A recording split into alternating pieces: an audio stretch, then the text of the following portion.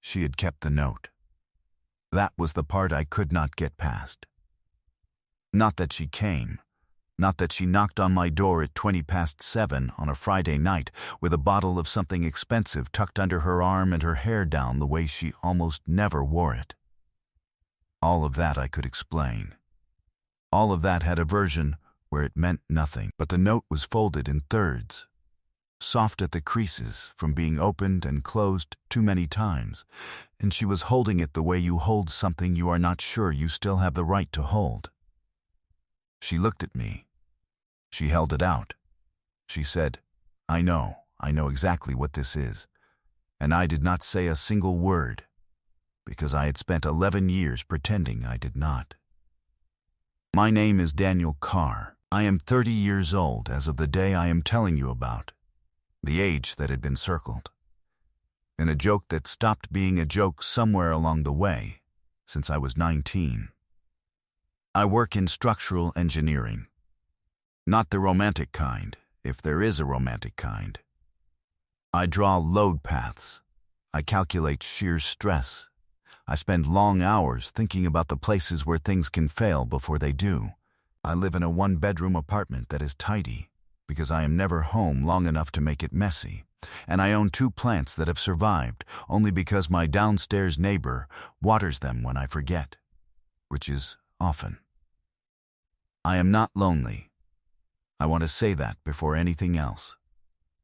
I have people. I have a life. It is full in most of the ways that matter. It just had this one specific gap in the shape of a person named Jess. Jess Calloway. We met the first week of university in a seminar room that smelled like old carpet and radiator dust, where we had both accidentally shown up 45 minutes early and sat on opposite sides of the room pretending to read. She broke first.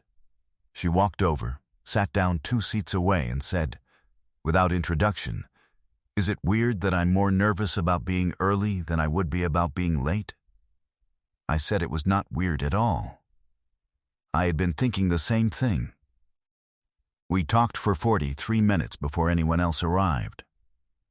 By the end of that seminar, I had her number. By the end of that semester, I had something that was harder to name and easier to ignore, which I did, very successfully, for 11 consecutive years. She was sharp in the way that took a second to register. She did not announce herself. She waited for you to catch up. She had a laptop sticker that said load-bearing wall that she had put there because she knew I would find it funny, and every time I saw it, I had to look at something else for a moment. She kept a small cactus on her windowsill that she had named Gerald and spoken to in a calm, reasonable voice when she thought no one could hear. She laughed like a woman who was surprised by her own happiness, briefly and then self-consciously, as if joy was something she was still breaking in. The existing dynamic, as people who did not know us would describe it, was best friends. The existing dynamic, as I would describe it to myself at 2 a.m. on certain kinds of nights, was something I had no good word for that did not require me to do something about it. We had built a very effective system for not doing anything about it.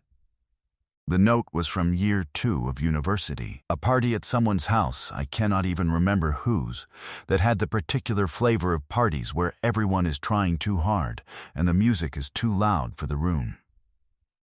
Jess and I had ended up on the back steps with our drinks, which was where we always ended up, because we were the kind of people who found the quieter corner at loud things and then stayed there. We were talking about something.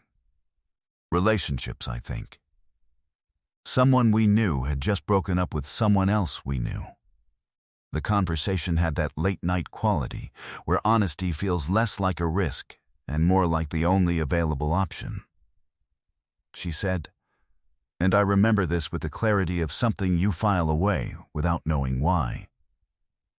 What if we just promised each other if we're both still single at 30?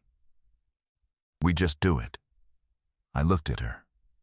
She said, very quickly, as a bit. I said, obviously. We pinky linked. We shook on it with the gravity of 2 people who were absolutely treating it as a bit. She wrote it on a piece of paper she tore from a notebook. The terms, both our names, the date, a hand-drawn binding seal that looked like a figure 8 with ambitions, and she put it in her bag and we never mentioned it again. Not once. In 11 years. I told myself I had forgotten about it. I am good at certain kinds of forgetting.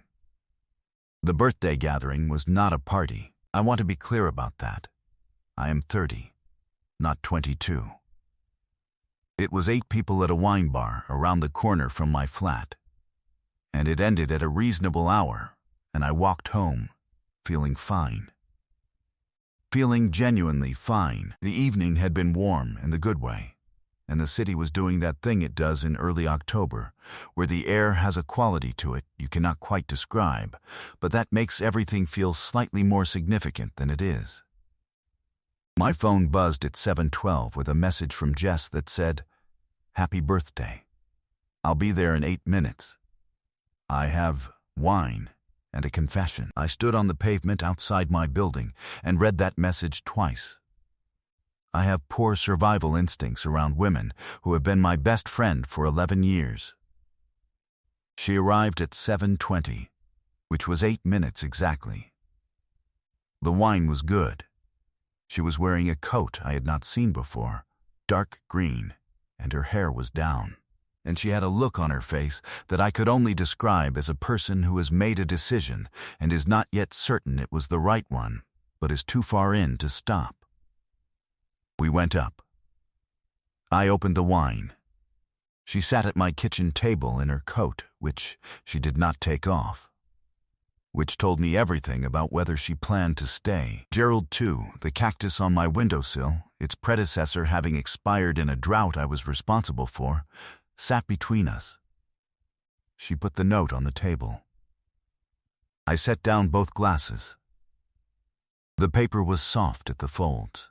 It had been opened and closed enough times that the crease no longer held a sharp edge.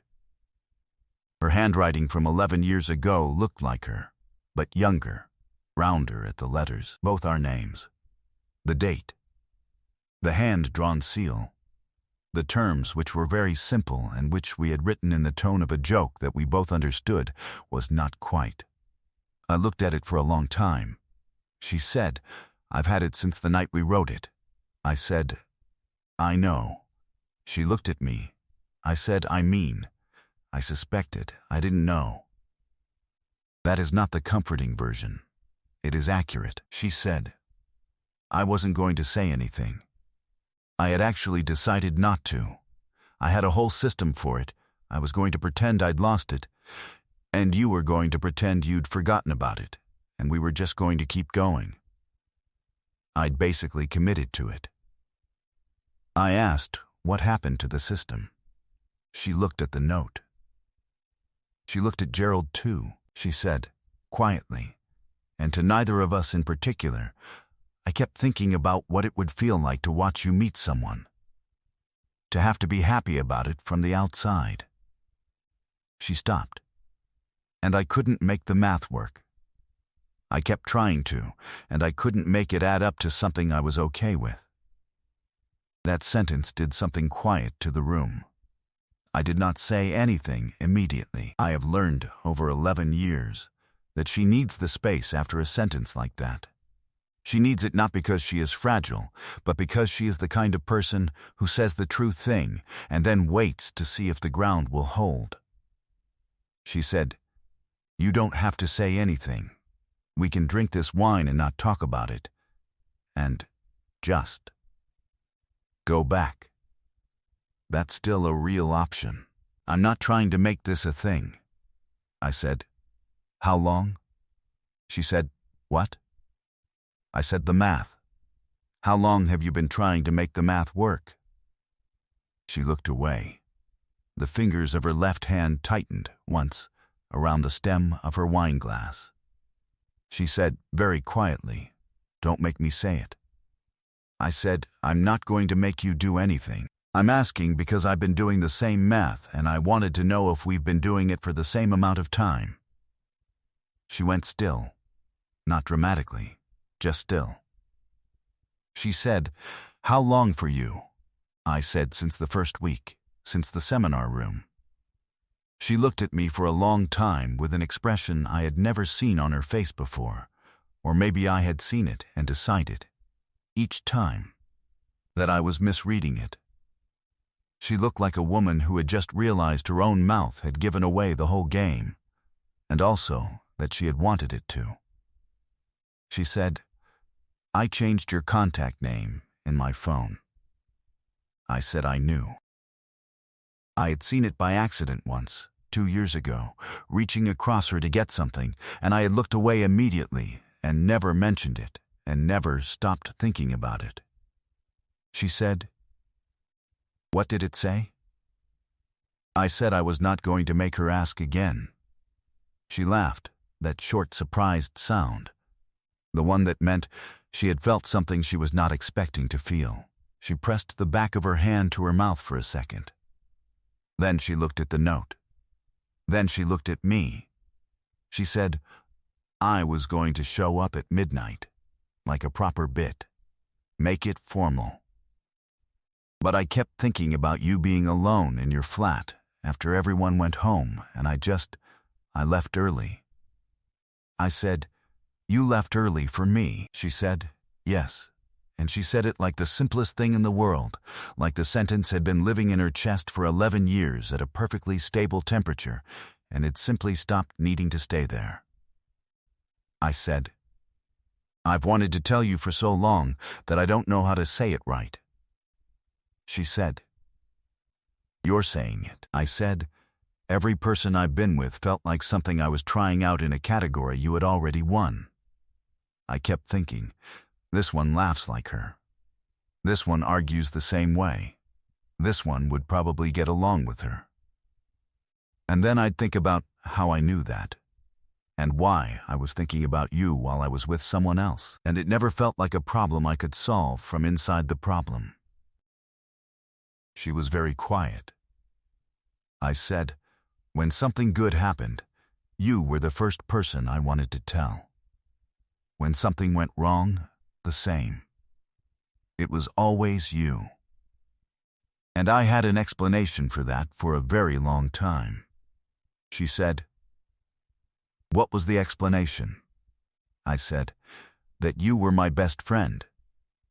She said, "And now?" I said, "Now I think best friend was just the word I used because I didn't want to be someone who ruined it." She reached across the table. She put her hand over mine just for a second, barely a touch, barely anything, and then she pulled it back. And she looked at the note. And she said, "It wasn't a bit. It was never a bit." I think we both knew that.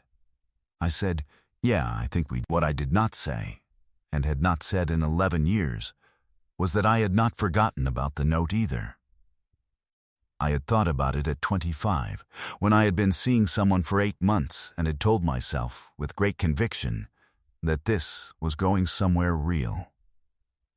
That had ended in March.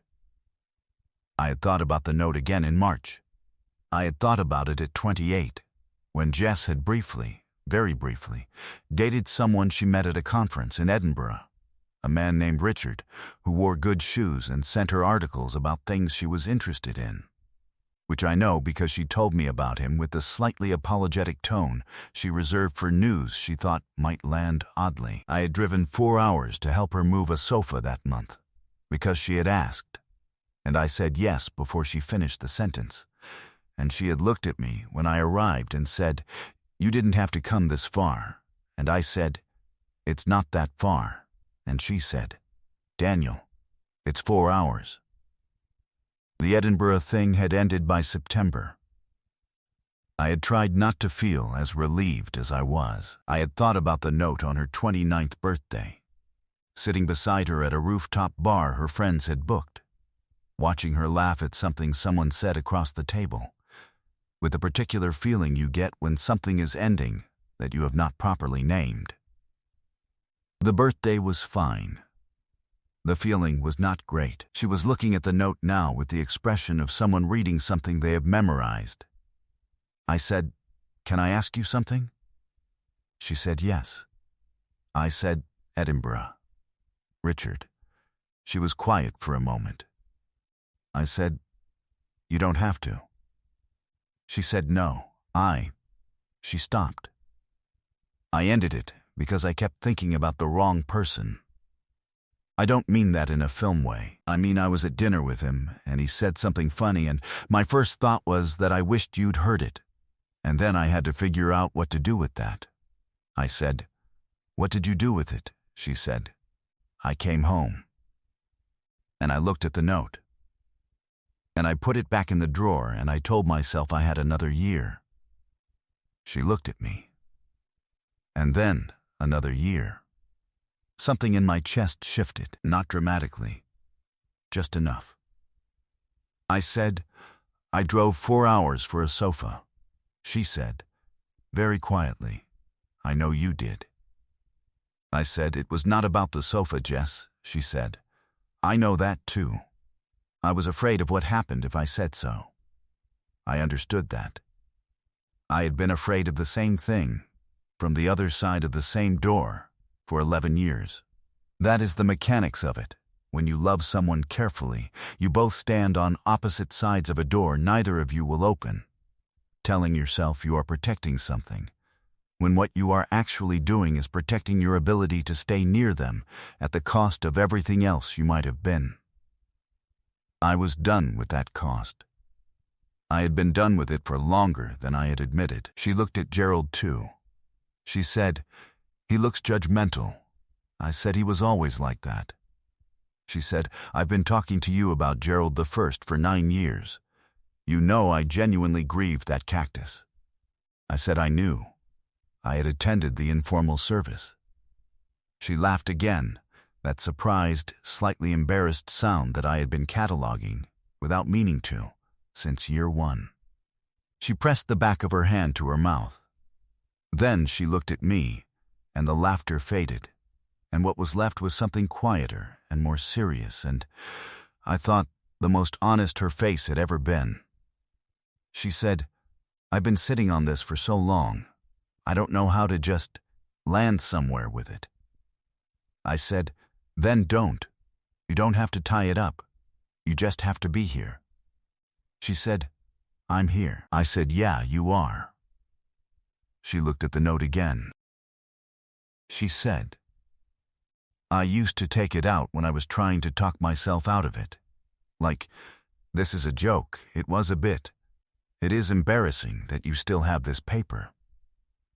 But every time I read it, I thought about that night, and I couldn't make myself feel embarrassed. I just felt. She stopped. I just felt like it was the truest thing I'd ever agreed to. Even if it was a joke, I said, it was the truest thing I'd ever agreed to. She said, softly, I know. I think I always knew that too. I said, yeah, I think we did. We sat in the particular quiet that happens when two people have finally said the thing, and the room is adjusting to the weight of it having been said. Gerald, too, looked impassive. He had been through things. I asked if she wanted to stay for dinner. I said I had almost nothing in, but I could make something. She said, is this you offering me the guest room because it's dry?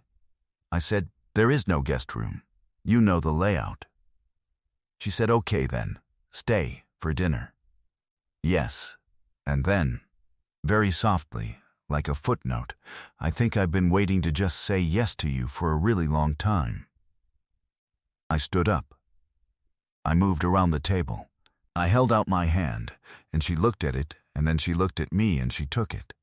And I pulled her up, and we were close in the way that you are close to someone when you have stopped needing to maintain a careful distance, and nothing dramatic happened. No sweep. No speech. Just the kind of moment that has been building since a seminar room that smelled like old carpet, landing exactly where it was always going to land. Her phone buzzed on the table. She glanced at it. She made a face. She said, my sister. She wants to know if I did it. I said, you told your sister. She said, I needed a vote of confidence at 6:15. She was very supportive. She also said, and I am quoting directly, "If you don't go, I will personally go and tell him myself, so." I said that was aggressive for 6:15 on a Friday. She said her sister had always been an early escalator. I texted my own brother, who had been on standby for reasons I had not fully explained. A single word, yes. He responded with 7 separate messages that arrived in the time it took me to put the phone down, all of which were some version of finally. 3 months after that, we spent a weekend at her parents' house in the countryside. The first time I had been there as something other than the friend she brought home, and the first time her father shook my hand with the kind of grip that says he had been waiting a while to do it properly. Her mother made too much food.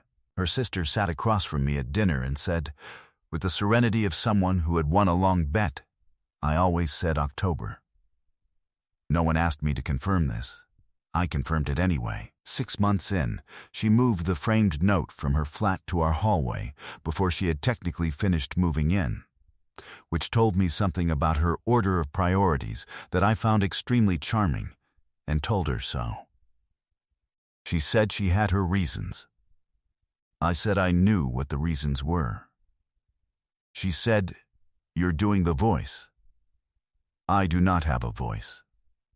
She maintains I have a voice. Months later, people asked us when we knew. Jess said she knew in the first week, in a seminar room, when I told her it was not weird to be more nervous about being early than about being late. She said she knew because it was the first time someone had understood exactly what she meant without her having to translate it. I said I knew at a party in second year, on some back steps, when she held out her pinky finger with a look on her face that was trying very hard to be casual and was not quite making it. We disagreed sometimes about the exact moment. We had that argument, the way people have arguments about things that are not really arguments, with the specific pleasure of 2 people who are happy to be in the same conversation. Forever, a year after that birthday, she framed the note. It hangs in our hallway now, between the coat hooks and a print she bought in a market, and I pretended not to love, and then admitted I loved.